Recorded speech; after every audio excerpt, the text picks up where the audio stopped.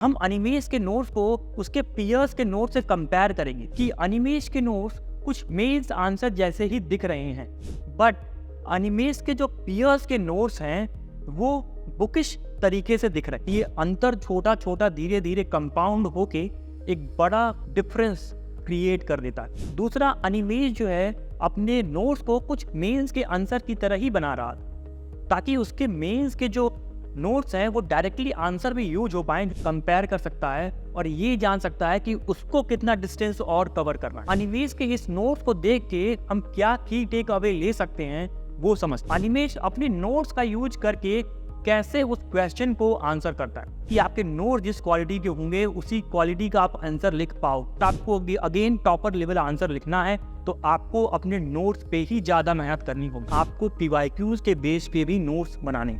आपके नोट्स की क्वालिटी जो आपने स्पेसिफिकली मेंस के लिए बनाई है, दैट विल डिसाइड कि नेक्स्ट ईयर आपकी रैंक कौन सी आएगी।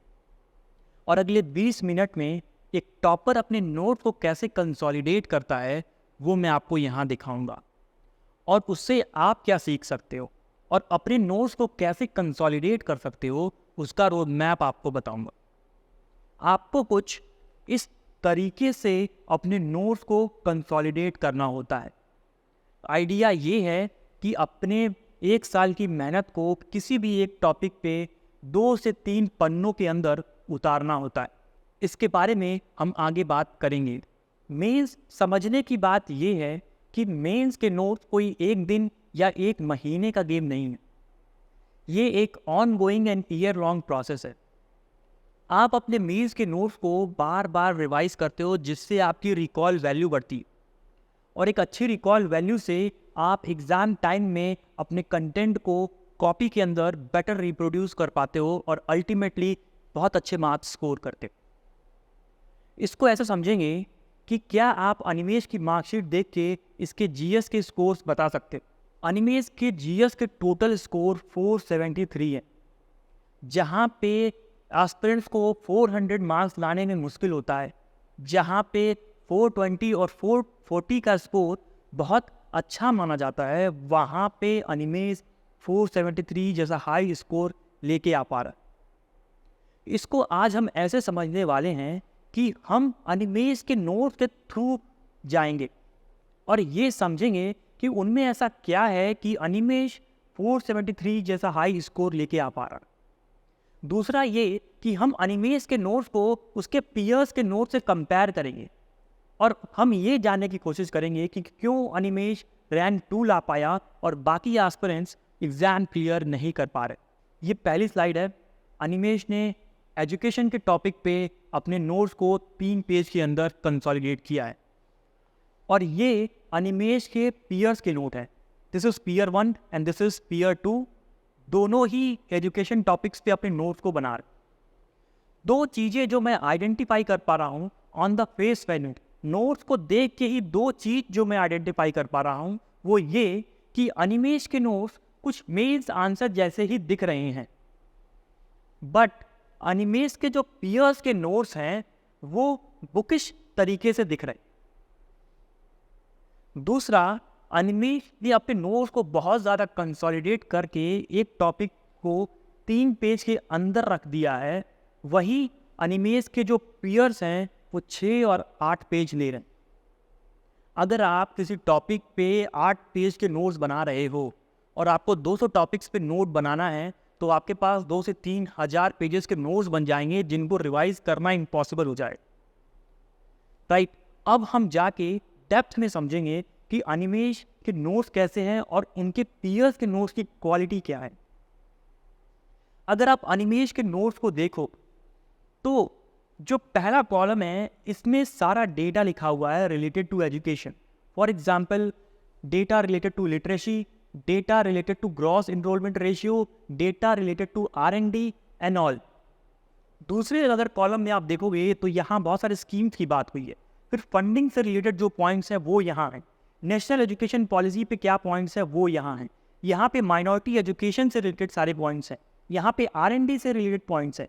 यहाँ पे कमीशंस हैं सारे। अगर आप अपने आंसर्स में कमीशंस के नेम कोट करते हो तो आपका आंसर काफ़ी इनरिच्ड हो जाता है। दूसरे स्लाइड में अगर आप देखोगे तो हायर एजुकेशन की बात हुई है और हायर एजुकेशन कैसे कंट्रीब्यूट करता है इंडिविजुअल के लिए, सोसाइटी के लिए और नेशन के लिए, वो दिया हुआ है। दूसरा, हायर एजुकेशन इवॉल्व कैसे हुआ from ancient times to medieval times to colonial times, और कॉलोनियल के बाद पोस्ट इंडिपेंडेंस में कैसे इवॉल्व हुआ, वो सारी चीज़ें इस छोटे से पोर्शन में काफ़ी अच्छे से कंसोलिडेटेड है। अगर आप देखो तो यहाँ पे नेशनल एजुकेशन और पॉलिसी 1992 के ही पॉइंट्स कुछ लिखे हुए, उसके बाद challenges with respect to higher education, और उसको भी काफ़ी अच्छी से सेग्रीगेट किया हुआ है। फॉर एग्जांपल, इंस्टीट्यूशनल और स्ट्रक्चरल चैलेंजेस क्या हैं, रेगुलेटरी और गवर्नेंस चैलेंजेस क्या हैं, और क्वालिटेटिव और एकेडमिक इश्यूज़ क्या हैं, वो भी बहुत अच्छे से कंसोलिडेटेड है। तीसरा, अगर आप देखो जो कि स्कीम्स के बारे में, these are the schemes, right, women से रिलेटेड क्या स्कीम्स है वो भी यहाँ दिया हुआ है, और रिफॉर्म्स एंड वे फॉरवर्ड जो हो सकते हैं वो सारे यहाँ पे मेंशन्ड है। अगर अब इस नोट्स की क्वालिटी को पीयर्स के नोट्स की क्वालिटी से कंपेयर करें तो देखते हैं क्या एनालिसिस निकल के आती है। अगर आप देखें तो सबसे पहले यहाँ पे इसने कॉन्स्टिट्यूशनल प्रोविजंस लिखे हुए जो कि सही है, बट आपको अपने मेंस के नोट के अंदर इतना लंबा नहीं लिखना होता।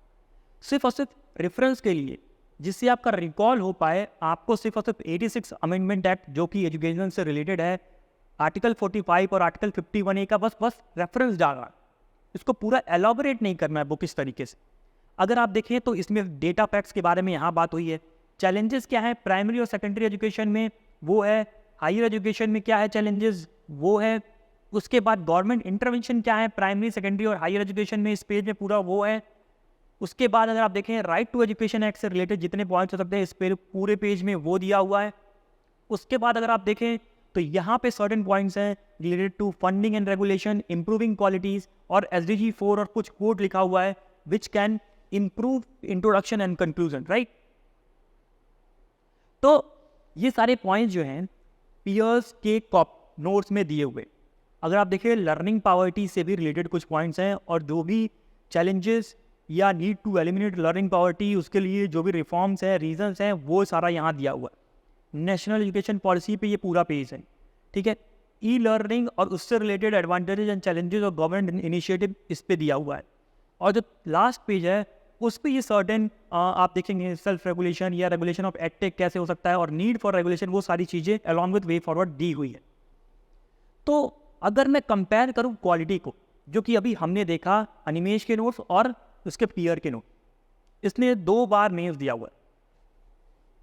अगर आप देखें तो वुमेन एजुकेशन वाला एंगल छूटा हुआ है, अगर आप देखें तो माइनॉरिटी एजुकेशन वाला एंगल छूटा हुआ है जो कि बहुत इंपॉर्टेंट हो जाता है।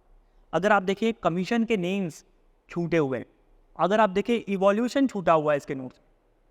तो यही 4 डायमेंशंस जो कि अनिमेश के नोट्स में, अगर आप ऐसे ही चीज़ों को हर एक टॉपिक में 3-3, 4-4 डायमेंशन छोड़ते जाएंगे तो वो कंपाउंड होके आपको बहुत बड़ा कॉस्ट चुकाना पड़ेगा।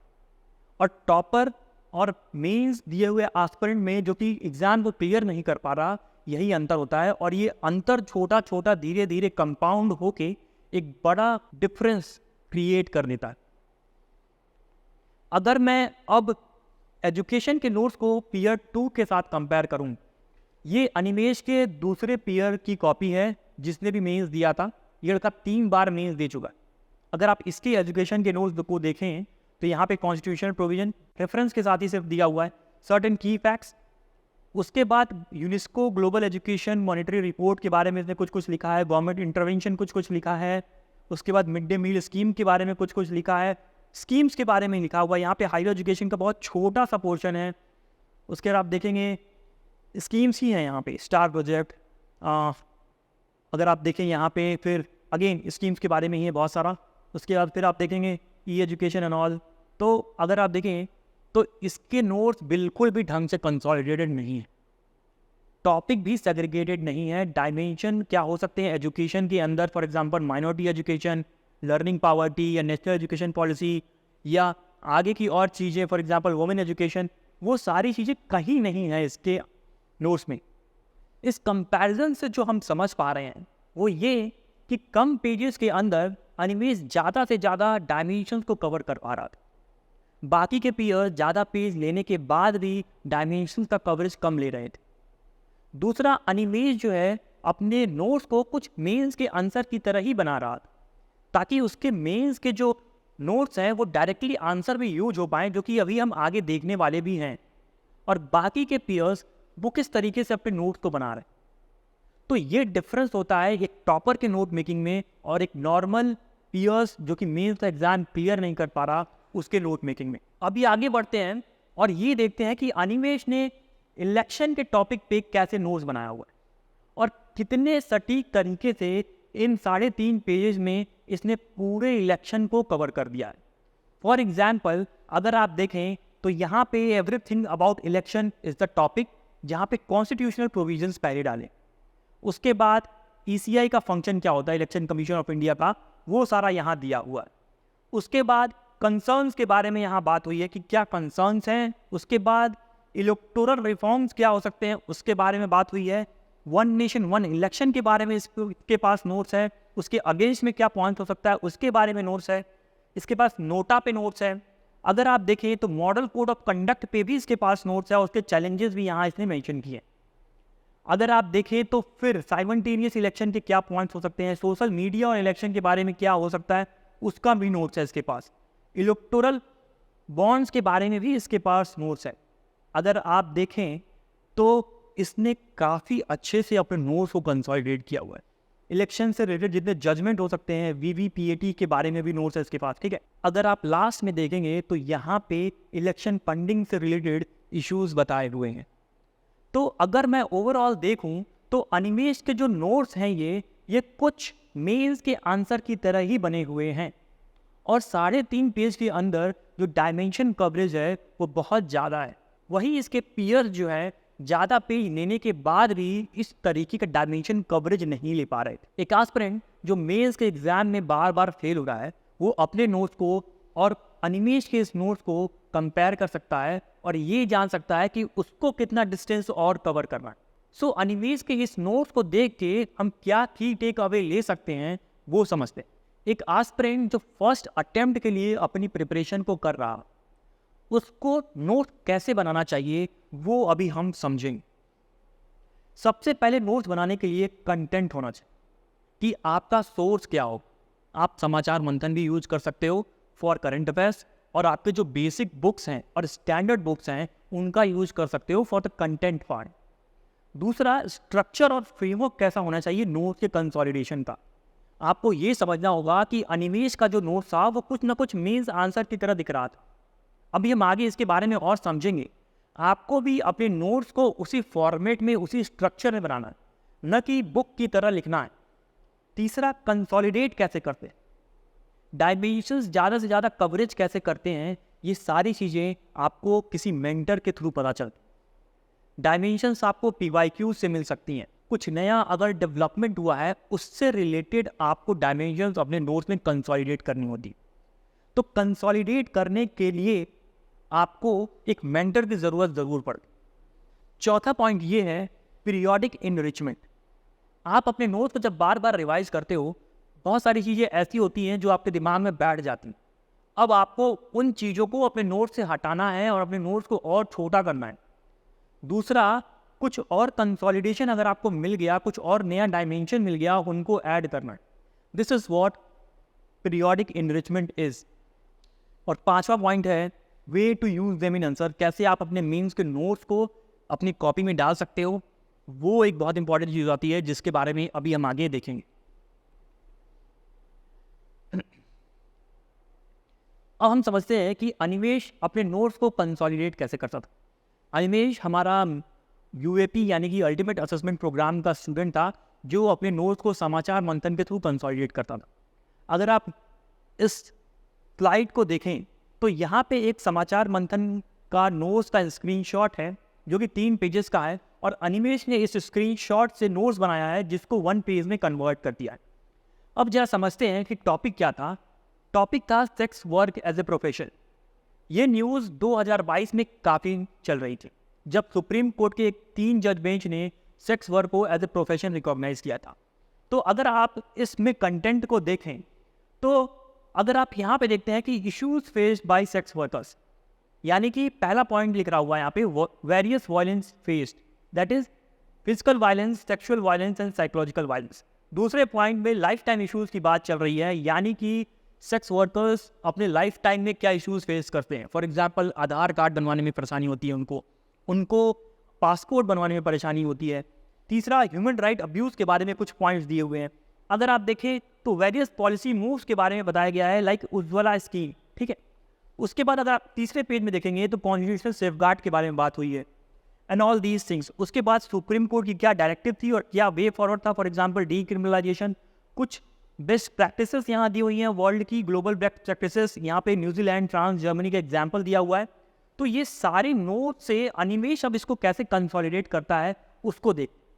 तो यहाँ पे सेम टॉपिक है sex work as a profession, और ये जो पहली लाइन लिखी है वो द हिंदू के आर्टिकल से ली हुई है, और इस लाइन को किसी भी आंसर में एज ए इंट्रोडक्शन यूज किया जा सकता है। दूसरा अगर आप देखेंगे तो अनिमेश ने यहाँ पे एक डेटा दिया हुआ है, 60% of the sex worker are between 12 to 16 years of age, यानी कि 60% लोग टीनेजर हैं जो कि सेक्स वर्क कर रहे हैं। उसके बाद इश्यूज की बात करेंगे तो यहाँ पे various violence, physical, sexual, mental, जो कि अभी आपने नोट्स में देखा। लाइफ टाइम इश्यूज के बारे में, यानी कि आधार, फूड सिक्योरिटी, बेसिक सर्विसेज उनको नहीं मिलती हैं, वो भी अपने नोट से इसने यहाँ पे बनाया हुआ है। Human right abuse, policy move में आप बात करेंगे तो उज्ज्वला स्कीम, और उसके बाद वे फॉरवर्ड में डीक्रिमिनलाइजेशन की बात हुई है, और ग्लोबल बेस्ट प्रैक्टिसेस के अंदर कुछ कंट्रीज का एग्जाम्पल दिया हुआ। अब ये देखते हैं कि अगर इस टॉपिक पे कोई क्वेश्चन आ जाता है तो अनिमेश अपने नोट्स का यूज करके कैसे उस क्वेश्चन को आंसर करता है। तो स्क्रीन पे ये एक स्क्रीनशॉट है क्वेश्चन का, और क्वेश्चन सेज कि the recent acknowledgement of sex work as a profession by the Supreme Court is merely the first step in ensuring basic rights and equality for sex workers in India examine। तो अगर आप इस question के introduction को देखते हैं तो introduction जो है वो वही नोट की पहली लाइन से लिया गया है जो कि द हिंदू से उठाई गई थी, जो कि यहाँ लिखा हुआ है police can't interfere in consensual arrangements. उसके बाद अगर हम आगे बढ़ते हैं तो वेरियस इश्यूज की जो बात हुई थी, वेरियस इश्यूज यानी कि harassment, physical, mental, sexual, Animesh के नोट से आया है। अगर आप देखेंगे तो इश्यूज ऑफ इंक्लूजन, यानी कि जो राशन कार्ड, आधार कार्ड, पासपोर्ट बनाने में जो लाइफ टाइम इश्यूज हैं उसके बारे में यहाँ बात हो रही है। अगर आप पॉलिसी मूव्स जो वहाँ दिया था, यहाँ पे steps to empower sex worker के बारे में बात करेंगे तो उज्ज्वला स्कीम इसके नोट से आ रहा है। इंटरनेशनल बेस्ट प्रैक्टिसेस के बारे में जो कि ऊपर इसके नोट्स में इसने कंसोलिडेट किया था वो भी ये यहाँ पे डाल पा। यानी कि आइडिया ये है कि आप जो अपने नोट्स में डालते हो वही आप अपनी आंसर कॉपी में डाल पाते, यानी कि आपके नोट जिस क्वालिटी के होंगे उसी क्वालिटी का आप आंसर लिख पाओगे। इसको और भी तरीके से हम देखते हैं कि एक दूसरा एग्जाम्पल लेते हैं। ये अनिमेश के नोट्स हैं on Panchayati Raj and urban local bodies. पहले पेज पे इसने आर्टिकल 40 जो भी कॉन्स्टिट्यूशनल प्रोविजन है वो लिखा है, सेकंड ERC की रिकमेंडेशन लिखी हुई है। उसके बाद यहाँ पे कुछ कमेटीज़ के नाम, इसने 4 कमेटीज़ के नाम दिए हुए, बलवंत राय मेहता कमेटी, अशोक मेहता कमेटी, उसके बाद GVK राव कमेटी और LM सिंघवी कमेटी। ये वो कमेटीज़ हैं जिनकी सब्सिक्वेंट रिकमेंडेशन से पंचायती राज इंस्टीट्यूशन का इस्टेब्लिशमेंट हुआ था after the 73rd and 74th amendment act. यहाँ पे और भी कमेटीज़ हैं, फॉर एग्जाम्पल थैंगॉन कमेटी, गाडगिल कमेटी, ये सारे भी कमेटीज़ हैं जो कि इसने अपने नोट्स में नहीं डाली। दूसरा अगर आप देखेंगे तो जो सबसे इम्पॉर्टेंट चीज़ है जो कि टॉपर को बाकी मेंस एस्पिरेंट से अलग करता है वो है कि इसने पंचायती राज मॉडल और अर्बन लोकल मॉडल पे, अर्बन लोकल बॉडीज़ पे कुछ सक्सेस स्टोरीज को सर्च करके अपने नोट्स में कंसोलिडेट किया हुआ है। फॉर एग्जाम्पल ये जो सक्सेस स्टोरीज हैं, यहाँ पे एग्जाम्पल दिया हुआ है हिवरे बाजार, जो कि एक मॉडल विलेज है जिसने वाटर कंजर्वेशन के लिए काम किया हुआ है। उसी तरह यहाँ पे कई सारी सक्सेस स्टोरीज हैं, यहाँ पे पंचायती राज के लिए हैं, यहाँ पे अर्बन लोकल बॉडीज़ के लिए। अगर आप दूसरे पेज में देखोगे तो इसने यहाँ पे बात की हुई है सेकंड ERC के रिकमेंडेशन के बारे में, पीसा एक्ट के बारे में, उसके बाद अर्बन लोकल बॉडीज़ से रिलेटेड जो भी इश्यूज़ हैं उसके बारे में, और रेवेन्यू कैसे बढ़ा सकते हैं अर्बन लोकल बॉडीज़ और पंचायती राज इंस्टीट्यूशन का, उसके बारे में। अगर अब इस नोट्स के बेसिस पे ये कैसे अपने आंसर्स को फ्रेम करता है अगर इस पर कोई क्वेश्चन आ जाए, लेट्स सी। तो ये एक क्वेश्चन है, election of local government body and municipalities are often delayed for political reasons. Do you believe such a trend threatens democratic principles? Discuss its impact on society as a whole. अगर आप देखें तो ये question है जो अनिमेश अपने notes के basis पे इसको आंसर करने की कोशिश कर रहा है. फॉर एग्जाम्पल, अगर आप इंट्रोडक्शन देखोगे ना, तो ये इंट्रोडक्शन में जो कॉन्स्टिट्यूशनल प्रोविजन लिखा हुआ है वो डायरेक्टली इसके नोट से आ रहा है. दूसरा, अगर आप देखो तो जो कमिटीज़ के इसने नाम लिखे थे, जो 4 कमिटी, वो इसने एक डायग्राम के रूप में डाल दिया हुआ है जिससे इसका प्रेजेंटेशन अच्छा हो जाता है. अगर आप एक चीज़ नोटिस करो तो वो वही 4 कमिटी अनिमेश यहाँ डाल रहा है जो वो अपने नोट में डाला था. अदर कमिटीज़ लाइक थनगॉन और गार्डिगल कमेटी जो उसने नोट में नहीं डाले थे वो यहाँ नहीं डाल पा रहा. इससे देखो क्या प्रूफ होता है कि आप अपने नोट्स में जो लिखते हो आप उसी को रिकॉल कर पाते हो, और जो आप रिकॉल कर पाते हो वही आप अपनी कॉपी में रिप्रोड्यूस कर पाते हो. यानी कि अगर आपको अच्छा आंसर लिखना है तो आपको अपने नोट्स के ऊपर काम करना पड़े. और हमने ऊपर बात की अभी कि कैसे अपने नोट्स को आप डाइवर्सिफाई कर सकते हो, डायमेंशंस कैसे इंक्लूड कर सकते हो, और उसको का स्ट्रक्चर और फ्रेमवर्क कैसा होना चाहिए नोट्स का कि वो डायरेक्टली आंसर कॉपी में यूज हो पाए. अगर आप तीसरा एग्जाम्पल देखो तो अनिमेश इस टॉपिक पे नोट बना रहा था. टॉपिक है digital personal data protection bill 2022. ठीक है, और सबसे पहले इसने क्या लिखा हुआ है, के.एस. पुत्तास्वामी केस के बारे में लिखा हुआ है जो कि राइट टू प्राइवेसी से रिलेटेड. दूसरा, ये जस्टिस बी.एन. श्रीकृष्णन कमेटी के बारे में लिख रहा है जो कि डेटा प्रोटेक्शन पे है, ताकि ये इन दोनों को इंट्रोडक्शन या कंक्लूजन कहीं भी यूज करके अपने इंट्रोडक्शन या कंक्लूजन को इनरिच कर सकता है. उसके बाद 2022 का बिल है तो पहले ये 2019 के प्रोविजंस लिख रहा है, और 2019 के प्रोविजन में क्या इश्यूज थे वो लिख रहा है.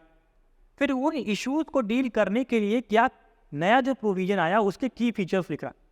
अगर आप इसके की फीचर्स देखेंगे तो डेटा प्रिंसिपल एंड फिड्यूशियरी पहला पॉइंट.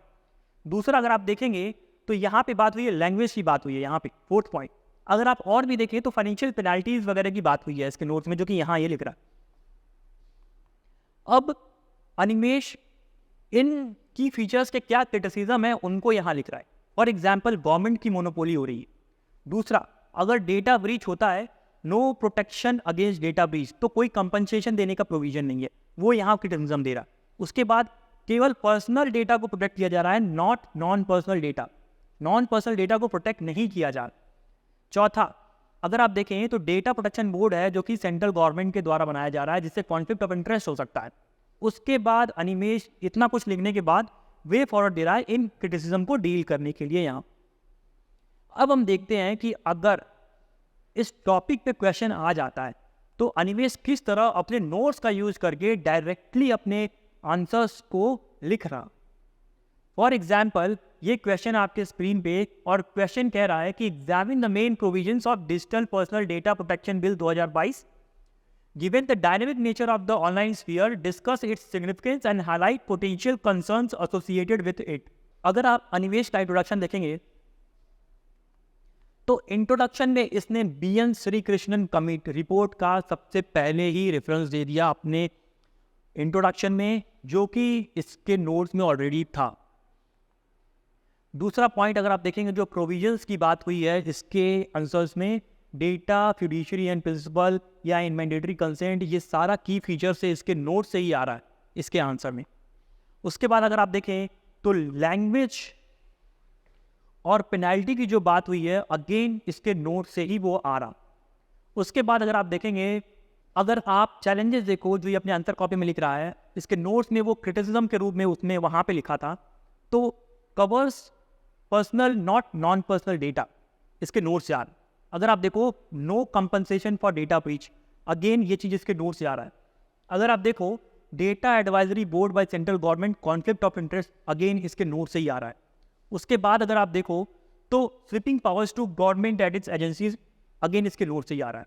यानी कि अनिमेश का जो नोट्स का कंसोलिडेशन था, उसका जो स्ट्रक्चर एंड फ्रेमवर्क है इसके नोट्स का, वो कुछ मेंस के आंसर की तरह ही इसने बनाया था, ताकि वो डायरेक्टली अपने नोट्स को अपनी आंसर कॉपी में डाल सके. यानी कि अगर आप टॉपर के जैसा आंसर लिखना चाहते हो तो अपने नोट्स पे मेहनत करो पहले. अपने आप आपका आंसर इंप्रूव हो जाएगा अगर आपने नोट्स पे मेहनत की होगी तो। एक दूसरा एग्जाम्पल देखते हैं, ये अनिमेश ने नोट्स बनाया है रिलेटेड टू जुडिशरी। अगर आप देखोगे तो यहाँ पे इसने जुडिशरी के इश्यूज लिखे हुए हैं। फॉर एग्जांपल कोलोजियम सिस्टम, जिसकी ओपेकनेस एक इशू है।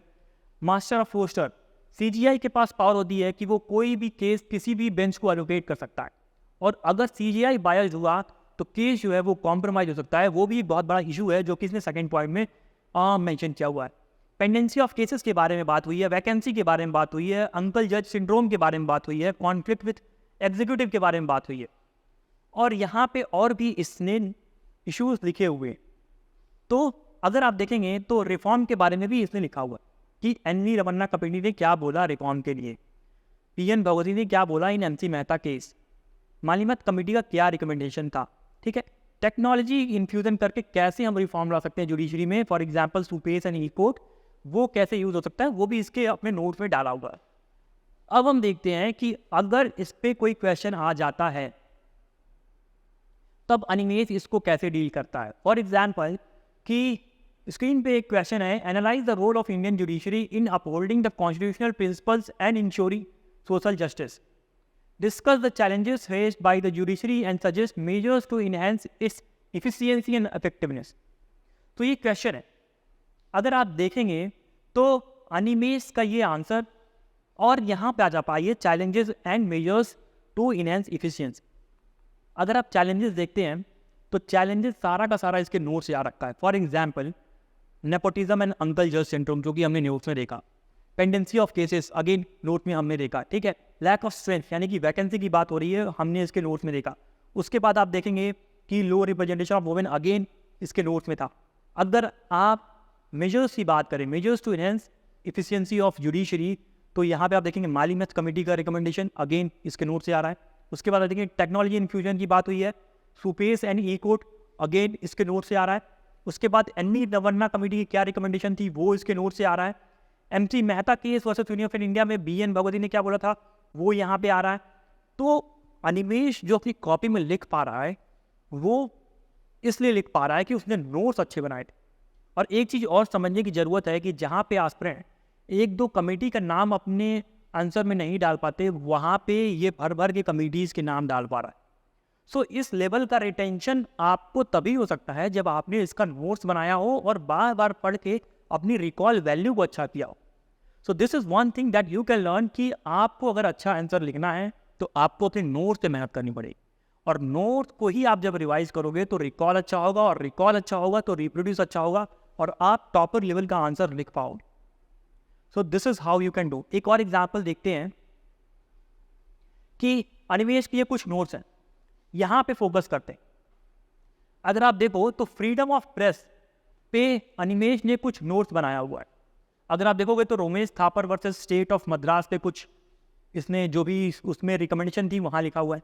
Brijbhushan versus state of Delhi में जो भी उस जजमेंट में बोला गया था वो यहाँ लिखा हुआ है। Indian express versus Union of India, Siddharth versus state of NCT of Delhi, Manohar Lal versus Sharma versus Union of India, और Vinod Dua versus Union of India. यानी कि फ्रीडम ऑफ प्रेस पे इसने खूब सारे जजमेंट्स यहाँ पे लिखे हुए हैं।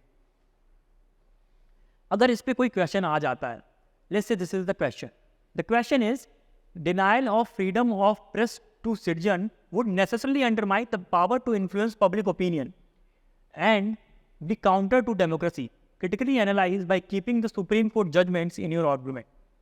तो अगर आप इसका इंट्रोडक्शन देखते हैं तो सबसे पहले जो Romesh Thapar versus state of Madras इसके नोट से आ रहा है। दूसरा, अगर बॉडी में अगर आप जाके देखें तो ये जो लिख रहा है Indian Express network versus Union of India और Vinod Dua versus Union of India, again इसके नोट्स के उस छोटे पोर्शन से ही आ रहा।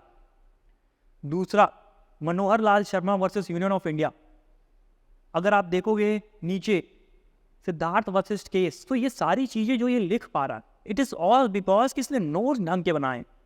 और नोट्स को बनाने के लिए जो एक समझ होती है, जो ऊपर 5 पॉइंट हमने डिस्कस किया, वो इसने बहुत अच्छे से अप्लाई किया हुआ है। एक और एग्जाम्पल देखते हैं, ये अनिमेश के नोट्स हैं ऑन क्रिमिनलाइजेशन ऑफ पॉलिटिक्स। थोड़े हॉच पॉच हैं बट काम की चीज़ इसमें से हम निकाल लेंगे। अगर आप देखो तो यहाँ पे अनिमेश ने 2 केसेस लिखे हुए हैं, union of India versus ADR lily Thomas. दूसरा, अगर आप देखो तो यहाँ पे इसमें PUCL और नोटा के बारे में भी अपने नोट्स में कुछ कंसोलिडेट किया हुआ है। अगर आप इस ग्राफ को देख पा रहे तो ये भी अनिमेश ने अपने नोट्स में कंसोलिडेट किया हुआ है। अब अगर क्रिमिनलाइजेशन ऑफ पॉलिटिक्स पे कोई भी क्वेश्चन आ जाता है तो अनिमेश अपने नोट्स का यूज करके कैसे उस क्वेश्चन को आंसर करता है वो देखते हैं। अगर आप स्क्रीन को देखो तो आप पाओगे कि ये क्वेश्चन क्रिमिनलाइजेशन ऑफ पॉलिटिक्स पे और अनिमेश ने इस पे आंसर लिखा हुआ है। अगर आप इस ग्राफ को देखो तो ये ग्राफ क्लियरली अनिमेश के नोट से उसकी कॉपी में आ रहा है। उसके बाद अगर आप यहाँ देख रहे हो सुप्रीम कोर्ट जजमेंट्स, तो यहाँ पे lily Thomas case versus ADR versus Union of India, PUCL versus Union of India, ये सारे जो जजमेंट्स हैं अनिमेश अपने नोट से ही इन जजमेंट्स को अपनी कॉपी में डाल पा रहा है। यानी कि इस चीज़ से क्लियरली इस्टेब्लिश ये होता है कि आपके नोट्स की जो भी क्वालिटी होगी वही जाके आपके आंसर में रिफ्लेक्ट होगी। यानी कि अगर आपको अगेन टॉपर लेवल आंसर लिखना है तो आपको अपने नोट्स पे ही ज़्यादा मेहनत करनी होगी। तो ये तो हमने समझा कि अनिमेश कैसे अपने नोट्स की मदद से अपने आंसर्स को लिख पा रहा था। अब हम ये समझेंगे कि अनिमेश ने कुछ नोट्स जो है PYQ के बेस्ड पे भी बनाए थे। फॉर एग्जाम्पल अगर आप देखो तो स्क्रीन पे ये स्लाइड है और क्वेश्चन है, do you think the constitution of India does not accept principle of strict separation of power rather than it is based on the principle of check and balances. ये क्वेश्चन 2019 में आया हुआ है, 10 नंबर में पॉलिटिकल क्वेश्चन है। अनिमेश ने PYQ के बेस पे भी अपने नोट्स बना रखे। अगर आप देखोगे तो सेपरेशन ऑफ पावर से जितने कॉन्स्टिट्यूशनल प्रोविजन हो सकते हैं वो सारे अनिमेश ने यहाँ पे कोट किया। ऑल्सो यू नो कि India strict separation of power को फॉलो नहीं करता, rather we follow system of check and balances. For example कि जुडिशरी के पास भी कुछ एग्जीक्यूटिव एंड लेजिस्लेटिव पावर होती हैं। फॉर एग्जाम्पल जुडिशरी आर्टिकल 142 का यूज करके कोई भी एग्जीक्यूटिव ऑर्डर दे सकता है। उसी तरह लेजिस्लेचर के पास भी कुछ एग्जीक्यूटिव एंड जुडिशरी पावर होती हैं। For example impeachment of president में या सुप्रीम कोर्ट के जजेस के रिमूवल में जो लेजिस्लेचर है वो एक जुडिशियल रोल प्ले करता है। उसी तरह जो हमारा एग्जीक्यूटिव है उसके पास भी कुछ जुडिशियल और लेजिस्लेटिव पावर होती हैं। For example ordinance making power of president. तो उसके बेसिस पे भी अनिमेश ने नोट्स बनाए हुए हैं। फॉर एग्जाम्पल अगर आप देखें तो यहाँ पे लिखा हुआ है कि overlap between legislature and judiciary. उसके बाद आप देखो तो यहाँ लिखा हुआ है कि overlap between executive and legislature, उसके नीचे इसमें सारे पॉइंट्स लिखे हुए। उसके बाद overlap between executive and judiciary, उसके लिए ये सारे पॉइंट्स ने यहाँ पे लिखे हुए हैं। उसके बाद भी अनिमेश यहाँ नहीं रुकता है। अगर आप देखेंगे नोट्स में तो जुडिशियल प्रोनाउंसमेंट जितने हो सकते हैं सेपरेशन ऑफ पावर से रिलेटेड वो सारे इसने यहाँ पे मेंशन किए हुए। उसके बाद भी अपने आंसर को फिलोसफिकल एंगल देने के लिए, अपने इंट्रोडक्शन और कंक्लूजन को इनरिच करने के लिए यहाँ पे अरिस्टोटल और मॉन्टेस्क्यू का एग्जाम्पल दे सकता है कि they advocated for separation of power. अगला एग्जाम्पल देखते हैं। ये एक क्वेश्चन है जो कि प्रीवियस ईयर क्वेश्चन है। The question is discuss the desirability of greater representation to women in the higher judiciary to ensure diversity, equity and inclusiveness. ये प्रीवियस ईयर क्वेश्चन है जो कि 2021 में आ चुका है 10 मार्च में। उसके लिए भी कुछ डेटा अनिमेश ने अपने नोट्स में इनकॉर्पोरेट किए हुए हैं। अगर आप यहाँ देखते हो कि वुमेन इन जुडिशरी पे इसने कुछ डेटा यहाँ लिखा हुआ है सो दैट अगर ये वाला डायमेंशन वापस रिपीट होता है एग्जाम में तो वो इन चीज़ों का, इन डेटास का यूज़ करके अपने आंसर को लिख सकता है।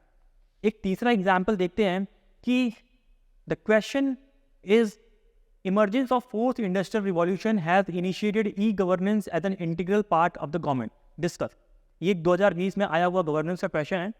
क्वेश्चन ई गवर्नेंस पे है और क्वेश्चन ये पूछ रहा है कि कैसे ई गवर्नेंस गवर्नमेंट्स की पब्लिक सर्विस डिलीवरी को इम्प्रूव कर रहा है। उसके लिए अनिमेश ने यहाँ पे कुछ नोट्स बनाए। अगर आप देखोगे तो ई गवर्नेंस से रिलेटेड कुछ डेटा जो है सबसे पहले इसने नोट किया हुआ है। दूसरा, सिग्निफिकेंस पर रिलेटेड कुछ डायमेंशंस यहाँ लिखने हुए हैं। तीसरा, अगर आप देखोगे तो एक छोटा सा डायग्राम बना हुआ है जिसको ये आंसर कॉपी में यूज करके प्रेजेंटेशन को इम्प्रूव कर सकता है। चौथा, अगर आप देखोगे तो चैलेंजेस यहाँ लिखे हुए हैं और उससे रिलेटेड कुछ डायमेंशंस दिए हुए हैं। यहाँ पे अगर आप इसका 5वां पॉइंट देखते हो तो ई गवर्नेंस से रिलेटेड बहुत सारे इसने इनिशिएटिव लिखे हुए हैं जो गवर्नमेंट ने लिया है। यहाँ पे एस्पिरेंट अपने कॉपी में 1 और 2 इनिशिएटिव लिखते हैं। यहाँ पे इसने भर के इनिशिएटिव लिखे हैं। न केवल यहाँ पे बट सेंट्रल गवर्नमेंट से रिलेटेड भी कुछ सक्सेसफुल इनिशिएटिव्स के नाम अलॉन्ग विद सब्सटेंशिएशन इसने यहाँ पे मेंशन किया हुआ है। उसके बाद सेकंड ARC की रिकमेंडेशन और need for digital global governance के बारे में भी दिया हुआ है। तो यहाँ से मुझे ये समझ में आता है कि अनिमेश न केवल सर्टेन टॉपिक जो कि करंट अफेयर्स पे थे उन पे नोट्स बना रहा था, इवन पीवाईक्यूज के बेस पे भी अनिमेश अपने नोट्स को कंसोलिडेट कर रहा था। सो अभी तक के डिस्कशन से हमने ये समझा, पहला कि आपके जो नोट्स की क्वालिटी होगी वही आपके आंसर कॉपी में रिफ्लेक्ट करेगी। यानी कि अगर आपको अपने आंसर्स को इम्प्रूव करना है, उसके कंटेंट को इम्प्रूव करना है, तो आपको अपने नोट्स के कंटेंट पे काफ़ी मेहनत करनी पड़ेगी। दूसरा, आपके हर एक टॉपिक पे कंसोलिडेटेड नोट्स होने चाहिए 2 से 3 पेज के अंदर। नोट्स जितने कंसाइज होंगे, रिवीजन उतना ज़्यादा अच्छा हो पाएगा। अगर आप किसी टॉपिक पे 8 पेज या 6 पेज के नोट्स बनाते हैं तो वो 100-200 टॉपिक का मिलके 3-4 हज़ार पेजेस हो जाएंगे, जो कि रिवीजन करना इम्पॉसिबल हो जाता है। तीसरा, हमने ये समझा कि आपको नोट्स ऐसे बनाने हैं जो कि मेंस के आंसर के सिमिलर ही हों, ताकि आप अपना नोट जो है डायरेक्टली अपने आंसर कॉपी में लिख पाएं। चौथा, न केवल आपको नोट्स करंट अफेयर्स से बनाने हैं, आपको पीवाईक्यूज के बेस पे भी नोट्स बनाने हैं। इस तरीके का कंटेंट बनाने के लिए 2 साल पहले की अनिमेश की कॉपियों को ढूंढने के लिए, कोरिलेशन निकालने के लिए, उनके कोरिलेशन को उसके नोट के साथ बैठाने के लिए काफ़ी मेहनत लगती है टीम की। सो ऐसे हाई क्वालिटी कंटेंट को पाने के लिए stay tuned with civils daily IAS. Thank you.